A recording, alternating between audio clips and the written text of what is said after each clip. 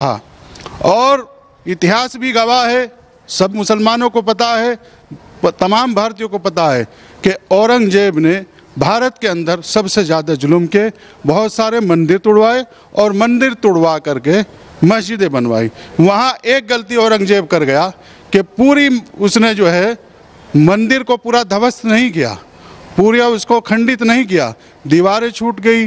वहाँ से जो है वो जो शिवलिंग है उसको आज जो ये फव्वारा गैंग जो है, फव्वारा गैंग जैसे फव्वारा गैंग जमीयत उलमा हिंद हुआ, आपका ये असदुद्दीन ओवैसी हुआ और तमाम जितने ये मुस्लिम संगठन हैं, फव्वारा गैंग है, ये उसको फव्वारा बता रहे हैं। फव्वारा उस वक्त कहाँ था? उस वक्त तो आप देखें बिजली थी भी नहीं। मतलब आप मानते हैं वो शिवलिंग है? क्योंकि कोई भी मुस्लिम इस पूरे भारत में इस वक्त बिल्कुल चुप्पी साधे बैठे हैं, इक्का दुक्का कुछ ही हैं जो सामने आकर ये बात कह रहे हैं। ये कह रहे हैं कि वो फव्वारा कतई नहीं हो सकता। आप कैसे मानते हैं? आप भी तमाम मस्जिदों में जाते होंगे, नमाज पढ़ते होंगे, वजू करते होंगे।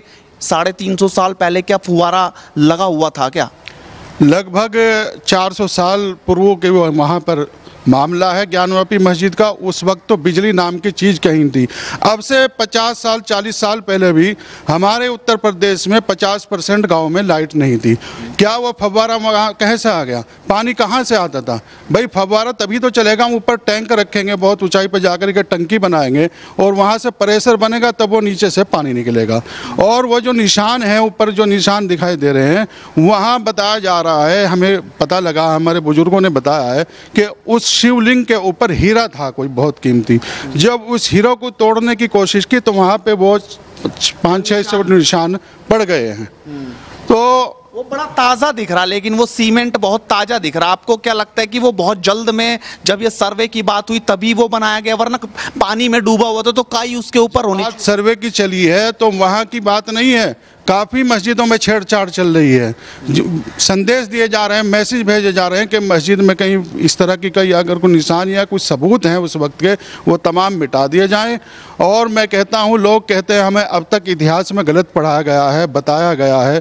पिछले 70-75 सालों में जो पढ़ाया गया है कि मुग़ल महान थे। मुग़ल महान कहाँ थे? इतिहासकार कहाँ थे?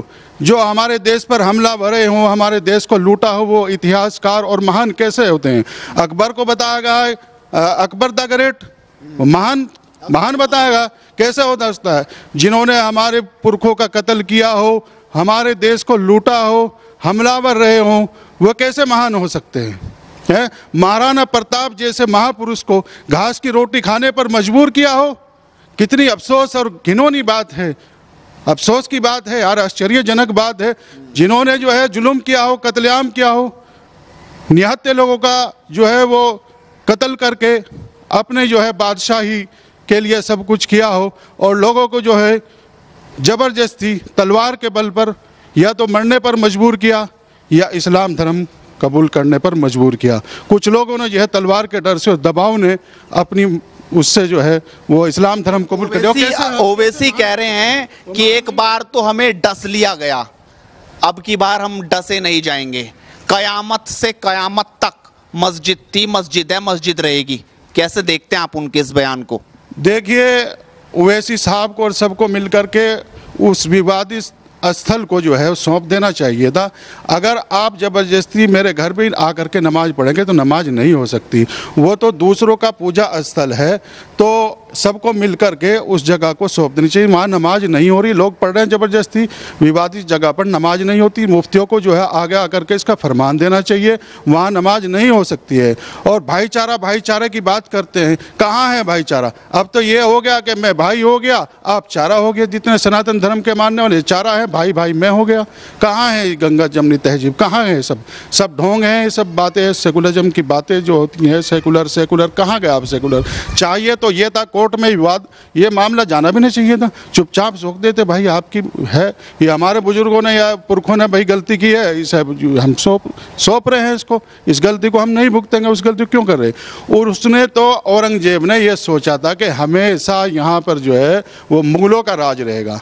ये नहीं मालूम था कि 400 या 350 साल बाद जो है यहाँ पर सनातन धर्म का भी राज है। आज वक्त आ गया है, हमारे पुरखों की जितनी मंदिरें तोड़कर मस्जिदें बनाई हैं उनको वापस लेने का वक्त आ गया है। और हम सबको आगे आकर के जो है कोर्ट का भी स्वागत करना चाहिए और ये जितने भी तमाम मंदिरें तोड़कर मस्जिदें बनाई गई हैं वो तमाम वापस लेनी चाहिए।